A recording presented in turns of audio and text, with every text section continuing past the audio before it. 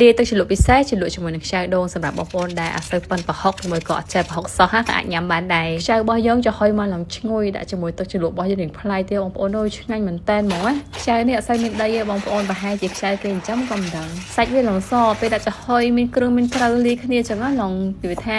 សាច់ឡងជាតិគ្រឿងរបស់វាមានដាក់ច្រើនទេដាក់ដេងគល់លក្រៃហាន់វាប្រឆិតស្ដាងអញ្ចឹងណាឃើញគេលក់នៅសៀមរាបបងប្អូនគេដាក់ស្លឹកតើយទៀតទៅចំហុយដូចគេតែមិនអីខ្ចៅដូងនោះឡងឈ្ងុយខ្ចៅដូងហើយចំហុយដាក់ទឹកដូងទៀតមិនធម្មតាទេដូងនោះបងប្អូនរើសយកមើលដូងសាច់នឹងចំណានបន្តិចបានវាខ្ទិះហើយរបៀបថាក្លិនវាឈ្ងុយអប់ពេញសាច់ហ្មង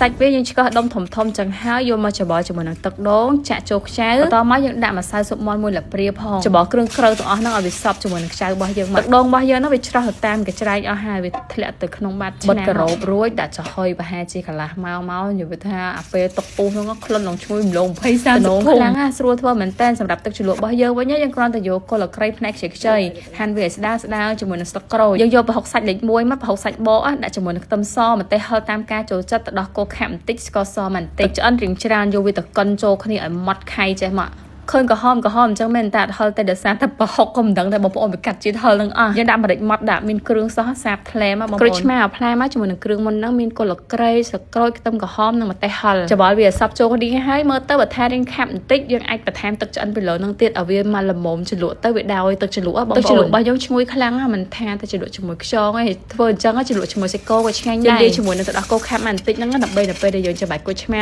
ទៅយើងដាក់ទឹកច្រើនប៉ុណ្ណាក៏ទឹកជ្រលក់របស់យើងនៅតែខាប់ល្អធ្វើឲ្យទឹកជ្រលក់របស់យើងហ្នឹងវារៀងរសជាតិមកល្មមអត់ប្រៃអត់ដិតណាទោះជាយើងជ្រលក់ខ្ចៅច្រើនប៉ុណ្ណាក៏ដោយក៏អត់ប្រៃដែរគឺមានតែរសជាតិឆ្ងាញ់ពេញមាត់តែម្ដងខ្ចៅរបស់យើងលាយគ្រឿងចឹងហើយយកទៅចំហុយវាមានជាតិស្រាប់ហើយអប់ក្លិនឈ្ងុយពេញខ្ចៅផ្សំជាមួយនឹងទឹកជ្រលក់របស់យើងលាយត្រូវទៀតដាក់មកអែមរបស់គេពេលយើងជ្រលក់ដែរគល់លក្រៃមានរសជាតិមួយយ៉ាងឈ្ងុយបែបគល់លក្រៃទៅបើថាដោយលក្រូចមួយលក្រៃទេវារត់តែឈ្ងុយប្លែកទៀតចាប់ពីមកលក់ដូរធ្វើរបស់របរញ៉ាំទៅចាប់ផ្ដើមមកចាត់ការក្នុងផ្ទះបាយម្ដងកំងសាប៊ូនិងថ្នាំកាឡាតពីណារ៉ាក្លីនមកកាលពីយប់មិញព្រឹកឡើងមកដល់ឆើទិញខ្ទឹមសពីផ្សារមកទៅវាដោយមកតាមខ្ទឹមមានកាឡាបាបានទេត្រូវចាត់ការវាឲ្យហើយនុយកំចាត់កាឡាតរបស់ណារ៉ាក្លីនងាយស្រួលប្រើប្រាស់មែនតើវាអត់ប៉ះពាល់ដល់ការរស់នៅរបស់យើងប្រចាំថ្ងៃបន្តដល់ប៉ិនគ្រាប់បាយមកសម្ោចស្អាតជាពិសេសកាឡាតមកស៊ីហើយសត្វល្អិតផ្សេងអញ្ចឹងណាស្រួលប្រើមែនតើបន្តដល់តាមរុនសម័យមកវាមកស៊ីហើយ